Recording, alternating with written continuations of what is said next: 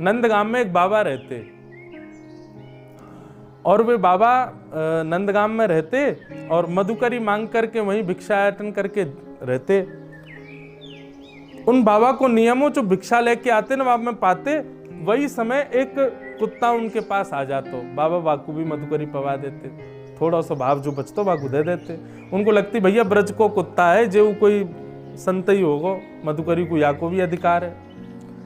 तो बाबा नित्य पवाते। एक दिन बाबा कहीं चले गए, वहां 2 दिन लग गए, 2 दिन तक बाबा आए नहीं। 2 दिन बाद जब बाबा लौट करके आए तो रात में रोने की आवाज सुनाई दी। बाबा उठ करके बैठ गए, भैया कौन रो रहा है? कुटिया के बाहर झांक के देखा तो एक प्रेत था। वो प्रेत बोले महाराज जी, आपकी झूठन और ब्रजवासियों के घर की मधुकरी, इसको पाकर के मैं अपनी योनि से निवृत्त हो रहा था, परंतु 2 दिन तक आप यहाँ रहे नहीं और मुझे मधुकरी प्राप्त भई नहीं, मैं तो फिर से प्रेत योनि में ही रह गया। मतलब वो कुत्ता कोई और नहीं था, वो एक प्रेत था जो उसके रूप में नित्य आता था और आकर के वो मधुकरी प्रसाद ले रहा था निवृत्त होने के लिए अपनी योनि से। तो बाबा ने जैसे ही सुनी प्रेत, देखो वैष्णव का ऐसा लक्षण होता है, जैसे ही सुना कि प्रेत है,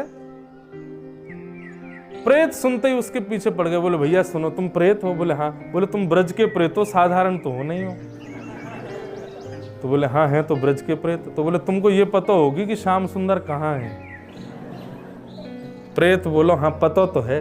तो तुमने दर्शन किए? बोले इतनी योग्यता कहाँ महाराज जी, प्रेत हैं तो प्रेतों को इतना तो पता होता है कि देव कहाँ घूम रहे हैं।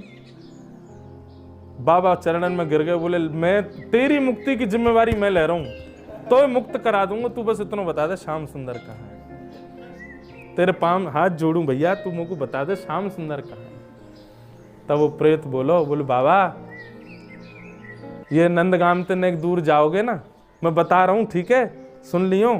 बोले हाँ बता दे भैया। बोले नंदगाम से एक दूर जाओगे ना, तुम वहां शाम के समय कछु ग्वारिया गैया चरा के लौटे? बोले हाँ। तो बोले उन ग्वारियान के झुंड में एक नेक 100 बालक और चले पीछे पीछे। बोले हम भाई? तो बोले बाबा वही के पाम पकड़ लियो, वही ठाकुर जी हैं, वही ठाकुर जी। बाबा ने कही तेरी मुक्ति की जिम्मेवारी मैं ले रहा हूं, तू यहीं डट जा, मैं अभी आऊं। और बाबा गए, शाम को समय भयो, महाराज झाड़ी में छुप के बैठ गए। इतने में ही गैयान को झुंड आयो और गैया जा रही और गैयान के पीछे बड़े बड़े महाराज सिर पर पाग वाग बांध करके ग्वारिया जा रहे। इतने में ही नेक सीसी गैया बछिया जा रही और उन बछियान के बीच में गद मदरासो नेक 100 एक सांवरो सो लाला, उन गैयान ने हाँकते हुए चल लो। बाबा गए और बाबा ने जा करके बाके पाम पकड़ लिए। अच्छा वो था ग्वारिया का बेटा ही, और बाबा को तो वह प्रेत की बात पर विश्वास, बाके चरण पकड़ लिए।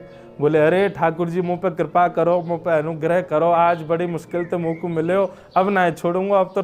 अब तो वो बालक रोवे, अरे मैया तो मारेगी, बाबा कहा कर रहे है? अरे मेरे पामन को छोड़। ना तुम्हें ठाकुर जी हो, मुझको पूर्ण विश्वास है, तुम्हें ठाकुर जी हो, तुम ही मेरो जीवन उद्धार करोगे, तुम ही मेरे लाला हो, तुम्हारे चरणन में प्रणाम करूं।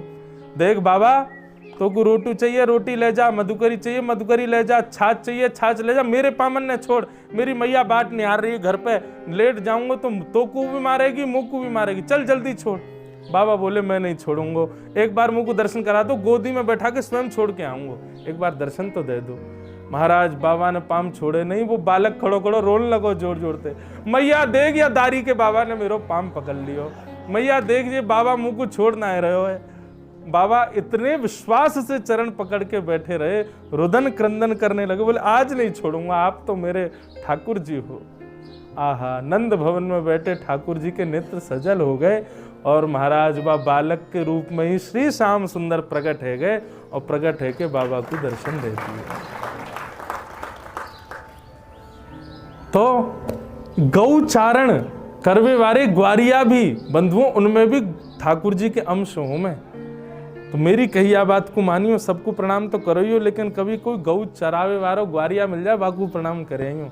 ऐसे ही पंप पकड़ लियो, बोले बाबा छोड़ेंगे ना, तू दर्शन दे पहले।